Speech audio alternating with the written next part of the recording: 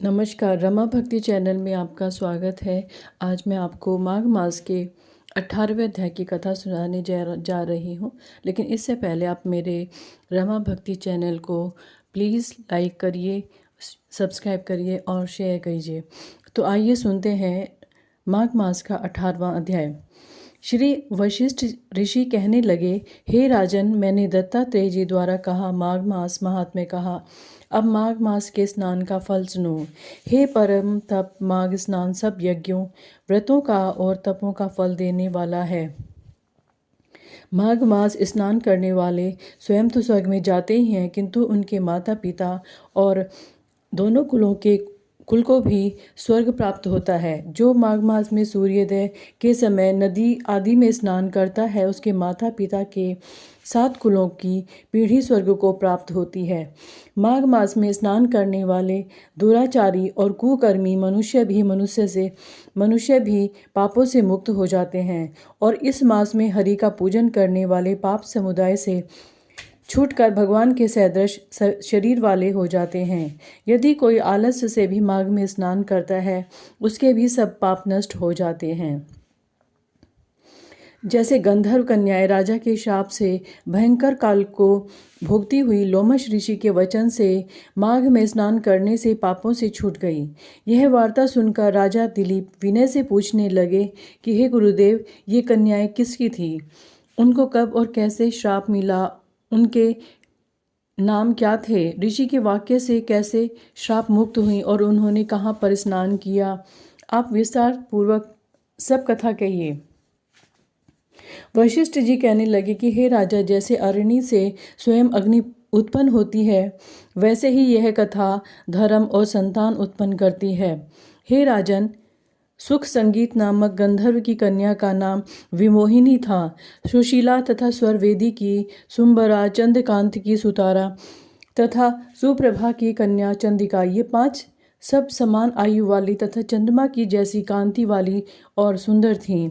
जैसे रात्रि को चंद्रमा शोभायमान होता है, वैसे ही पुष्प की कलियों के समान खिली हुई यह अप्सराएं थीं। ऊंचे पयोधर वाली पद्मिनी, वैशाख मास की कामिनी, यौवन दिखाती हुई, नवीन पत्तों वाली लता के सदृश गोरे रंग और सोने के सदृश चमकती हुई और सोने के अलंकारों से सुशोभित सुंदर वस्त्र धारण करे हुए, अनेक प्रकार के गाने और वीणा अथवा बांसुरी तथा दूसरे बाजे बजाने में प्रवीण और ताल, स्वर तथा नृत्य कला में निपुण थी। इस प्रकार वे कन्याएं क्रीड़ा करती हुई कुबेर के स्थान में विचरती थी। एक समय कौतुकवश माघ मास में एक वन से दूसरे वन में विचरती हुई मंदिर के पुष्प तोड़कर सरोवर पर गौरी पूजा के लिए गई। स्वच्छ जल के सरोवर में स्नान करके वस्त्र धारण कर मौन हो बालू मिट्टी की गौरी बनाकर चंदन, कपूर, कुमकुम और सुंदर कमलों से उपचार सहित पूजन करके ये 5 कन्याएं ताल नृत्य करने लगीं।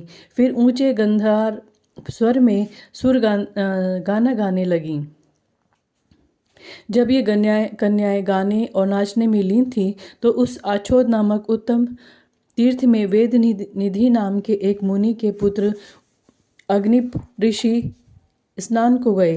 वह युवा सुंदर ऋषि, मुख कमल सदृश नयन, विशाल छाती, सुंदर भुजाओं वाले और दूसरे कामदेव के समान थे। शिखा सहित दंड लिए, मृग चरम ओढ़े, यज्ञोपवीत धारण किए हुए थे।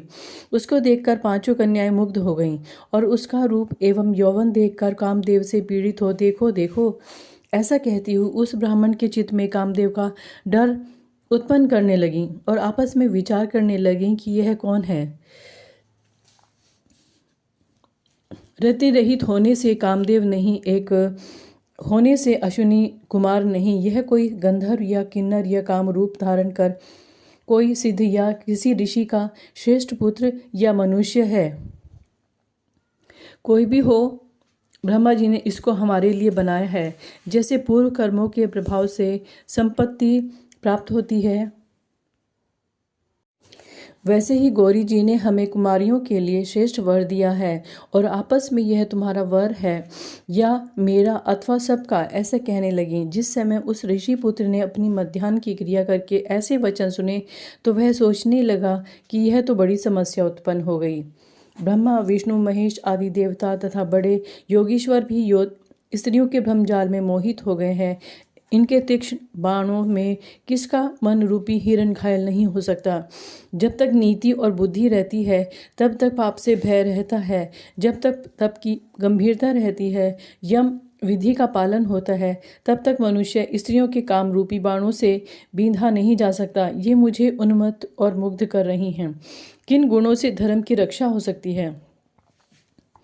स्त्रियों के मांस, रक्त और मल मूत्र से बने घृणित और अशुद्ध शरीर में कामी लोग ही सुंदरता की कल्पना करके रमण कर सकते हैं। शुद्ध बुद्धि वाले महात्माओं ने स्त्रियों के पास रहना कष्टकारक कहा है। सो जब तक यह पास आवे घर चलना चाहिए।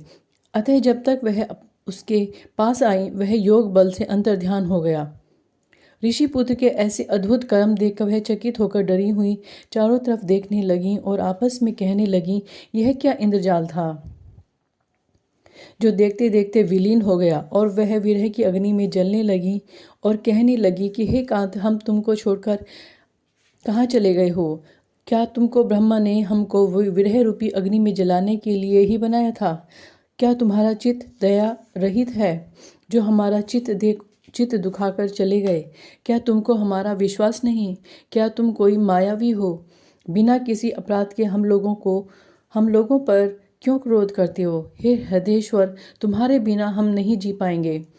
जहाँ पर आप गए हो हमें शीघ्र ले चलो, हमारा संताप हरो और हमको दर्शन दो, दया करो। सज्जन लोग किसी का नाश नहीं देखते। इस प्रकार ये 18वां अध्याय समाप्त होता है। और कमेंट में जय श्री कृष्णा जरूर लिखें। प्लीज़ मेरा चैनल भी लाइक करें, सब्सक्राइब करें और शेयर करें।